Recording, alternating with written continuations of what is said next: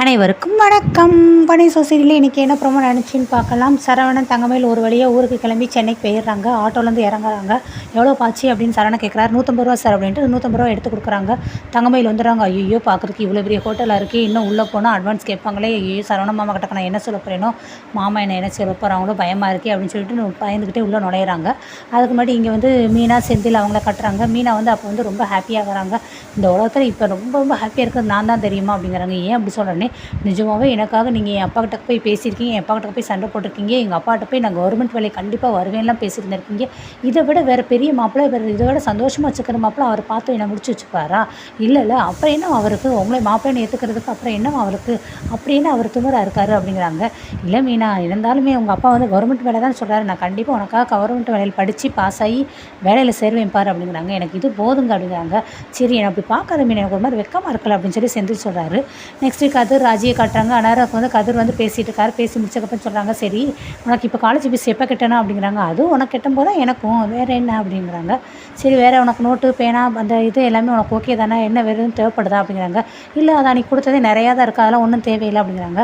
வேறு ஏதாவது உனக்கு செலவுக்கு எதுவும் காசு வேணுமா அப்படிங்கிறாங்க. இல்லை அப்படிலாம் எனக்கு ஒன்றும் தேவையில்லை அப்படின்னு சொல்லி ராஜி சொல்கிறாங்க. சரி உனக்கு ஏதாவது வேணும் அப்படின்னா நீ எங்கள் அப்பா கிட்ட போய் கேட்காத, என்கிட்டக்கே கேளு, நானே உனக்கு எதனாலும் சொல்கிறேன் செய்கிறேன் அப்படிங்கிறாங்க. சரி ஓகே அப்படிங்கிறாங்க. எதுக்கு இப்போ திருப்பி இப்படியே சொல்லிக்கிட்டே இருக்காருன்னு. இல்லை அண்ணி வந்து இன்றைக்கி காலையில் அப்பா கிட்ட போய் நியூஸ் பேப்பர் கேட்டாங்கள்ல, அந்த மாதிரி நீ அப்பா கிட்ட எதுவும் கேட்காத, ஒரு 300 ரூபாய்க்காக பெரிய ஒரு யுத்தமே நடக்கிற மாதிரி அவர் பண்ணார்ல, அந்த மாதிரிலாம் நீ எதுவும் கேட்காத, எதுனாலும் என்கிட்டக்கே கேட்க அப்படிங்கிறாங்க. சரி எனக்கு அப்படி ஒன்றும் தேவையில்லை, அதுவும் மீறி தேவைன்னா நான் உங்ககிட்டக்கையும் கேட்க மாட்டேன், மாமா கிட்டே கேட்க மாட்டேன், நானே வாங்கிக்கிடுவேன், நீயே எப்படி வாங்குவ அப்படிங்கிறாங்க. நானே போய் வாங்கிக்கிடுவேன், இன்னும் கொஞ்சம் நாளில் எனக்கு இப்போ படிப்பு முடிஞ்சிடும், அடுத்து நான் வேலைக்கு போயிடுவேன், வேலைக்கு போய் நான் சம்பாதிச்சிடுவேன், ஸோ நானே வாங்கிக்கிடுவேன்னு. ஓ அந்த நானே வாங்கிக்கிடுவேனா, ஆமாம் அப்படிங்கிறாங்க. அதுக்கடுத்து சரி பேசி முடிச்சாச்சுல, அவ்வளோதானே, நம்ம போய் படுக்கலாமா, என் இடத்த விடுறியா, நான் தூக்கம் வருது, எனக்கு தூக்கமாக வருது, நான் தூங்க போகிறேன் அப்படிங்கிறாங்க. சரி ஓகேன்னு எழுச்சி போய் கட்டில் உட்காந்துறாங்க. ஆனால் யோசிக்கிறாங்க, நம்ம மாமா கிட்ட எதுவும் கேட்கக்கூடாது, வசவும் கூடாது, நீ எனக்காக இவ்வளோ யோசிக்கிறானே, இவங்கிட்ட போய் நம்ம டியூஷனுக்கு போகலங்க எடுக்கிறோம் அப்படிங்கிற விஷயத்த வந்து எப்படியே சொல்லிடலாமான்னு இப்படியே யோசிச்சுட்டே இருக்காங்க. அப்புறம் போய் பக்கத்தில் பார்க்குறாங்க, அதுக்குள்ளே தூங்கிட்டான். இவன் மட்டும் படுத்து தூங்கினா எப்படித்தான் தூக்கம் வருதோ, நம்மளுக்கு மட்டும் வரவே மாட்டேங்குது அப்படின்ட்டு ராஜியும் படுத்துடுறாங்க. நெக்ஸ்ட் அதுக்கடுத்து திருப்பி தங்கமயில் நம்ம சரவணன் காட்டுறாங்க. ஆனால் தங்கமயில் உள்ளெல்லாம் போயிடுறாங்க. அவருக்கு சொல்கிறாரு, சரவணங்கிற பேரில் ரூம் புக் பண்ணியிருக்கோன்னு. எஸ் சார் வெயிட் சார் பார்த்து சொல்கிறவங்கட்டு ரிசப்ஷனில் பார்த்து சொல்கிறாங்க. சரவணன் ஃப்ரம் குன்னக்குடியோன்னு. ஆமாம்னு. ஓகே சார், இந்த ஹனிமூன் பேக்கேஜ் 3 நாள் உங்களுக்கு இதோட சேர்த்து சாப்பாடு எல்லாமே வந்துடும்ண்ணா. ஆமாம் இதெல்லாம் பார்த்து தான் சொன்னோம். ரூம் சாவியோன்னு. சார் நீங்கள் இன்னும் பேலன்ஸ் அமௌண்ட் கட்டணுமே சார். பேலன்ஸ் அமௌண்ட் மட்டும் எவ்வளவு அப்படிங்கிறாங்க. 21,000 சார். என்னது 21,000மா? நாங்கள் ஏற்கனவே எல்லா அமௌண்ட்டும் கேட்டுட்டோங்க, 5,000 ரூபா தாங்க அதில் ஒன்று. இல்லை சார் நீங்கள் கரெக்டாக பாருங்கள் சார், செக் பண்ணுங்கள் சார் வெப்சைட்டில் போய் அப்படிங்கிறாங்க. என்னங்க இப்படி சொல்கிறீங்க, நாங்கள் செக் பண்ணிவிட்டு தாங்க 5,000 கேட்டோன்னு. இல்லை சார் நீங்கள் பாருங்கள் உங்களுக்கே தெரியுங்கிறாங்க. சரின்ட்டு திருப்பி போய் செல்லை கொடு அப்படின்னு மயில்கிட்ட கேட்குறாங்க. மாமா செல்லில் சார்ஜ் இல்லை அப்படிங்கிறாங்க. அப்புறம் திருப்பி அவரோட இதில் எடுத்து பார்க்குறாரு. ஆமாம் 5,000 மட்டும்தான் அட்வான்ஸு, மீதியெல்லாம் கெட்டோன்னு சொல்லி போட்டிருக்கு. ஐயோ அப்படிங்கிறாங்க.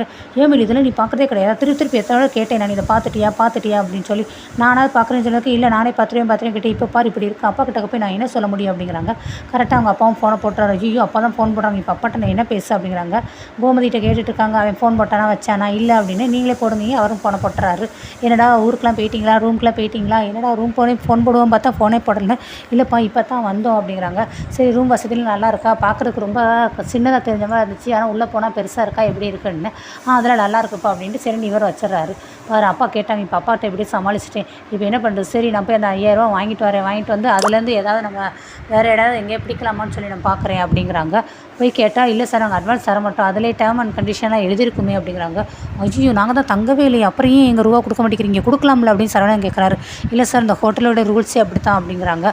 திருப்பி போய் புலம்புறாரு. 5,000 தர மாட்டேங்கிறாங்க, இப்போ என்ன தான் பண்ணுறது, ஏன் மாமா செலவுக்குன்னு ரூபா கொடுத்தாங்களே, அதில் நம்ம வேறு எங்கேயா போய் ரூம் எடுத்து தங்கிக்கலாமான்னு.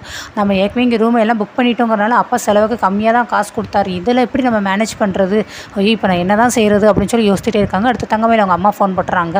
பாரு உங்கள் அம்மா ஃபோன் பண்ணுறாங்க, உங்கள் அம்மா கிட்ட இங்கே நடந்து எதையும் சொல்ல வேண்டாம், அப்புறம் அவங்க மனசு கஷ்டப்படுவாங்க வருத்தப்படுவாங்க அப்படிங்கிறாங்க. சரி தங்கமயில் பேசுகிறாங்க. பேசிட்டு என்ன மயில் மாப்பிள்ளை கூட போகவும் என்னையே மறந்துட்டேன், ஊருக்கு போனேன் ரூமுக்கு போனேன், ஏதாவது ஒன்று மெசேஜாக பண்ணி இல்லை ஃபோனாக போட்டி அடி அப்படிங்கிறாங்க. சரி ரூமுக்குலாம் போயிட்டியா எப்படி இருக்குன்னு. நாங்கள் எங்கள் ரூமுக்கு போக, நாங்கள் வெளியே வாசலே தான் நிற்கிறோம், ரூமுக்குள்ளே தான் விட மாட்டேங்கிறாங்களே, யார் ஒன்று விட மாட்டேங்கிறாங்கன்னே, வேறு யாரும் இந்த ஹோட்டல்காரங்க தான் என்னவா அப்படிங்கிறாங்க.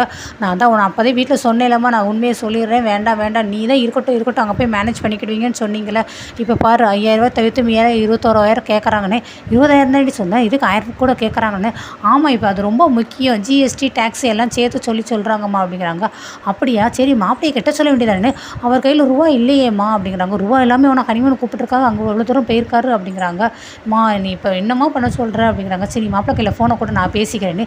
நீ என்ன பேச போகிறோம்மா அப்படின்னு. நீ கூட நான் பேசிக்கிறேன் அப்படிங்கிறாங்க. என்ன மாப்பிள்ளை சௌகரியமாக இருந்துச்சா, பயணம்லாம் நல்லா இருந்துச்சா, மேற்கொண்டு வந்துட்டீங்களா அப்படின்னா, ஆமாத்தை வந்துட்டோம் அப்படிங்கிறாங்க. இப்போ தான் மயில் சொன்னா, என்ன மாப்பிள்ளை இப்படி இருக்கீங்க, என் மகளை வந்து முன்ன பின்ன எங்கேயும் போனது கிடையாது, எந்த அனுபவம் கிடையாது, அவள் ஏதோ தெரியாமல் வெகுளியாக ஃபோனில் வந்து ஆப்பில் வந்து ஓப்பன் பண்ணி இப்படிலாம் போட்டுட்டா, நீங்களாம் நாளை பின்ன நிறைய இடத்துக்கு போகிறவங்க ஆம்பளையால் நீங்கள் கொஞ்சம் அது என்ன ஏதுன்னு தெளிவாக பார்த்து விசாரிச்சு போட்டுருக்கக்கூடாதா. இப்போ பாருங்கள் என் மகளை தனியாக உட்காந்து ஒரு நடு ரோட்டில் நிற்க வச்சிட்டிங்க, அவள் என்ன பண்ணுவா பாவம், பொம்பளை பிள்ளை போய் இப்படி நிற்க வச்சிருக்கீங்களே, இப்படி ஹனிமூன் டூரும் கூட்டிகிட்டு போய் அவளை நிற்க வச்சிருக்கீங்களேன்ட்டு அப்படி இப்படின்னு பயங்கரமாக புலம்பி தள்ளுது.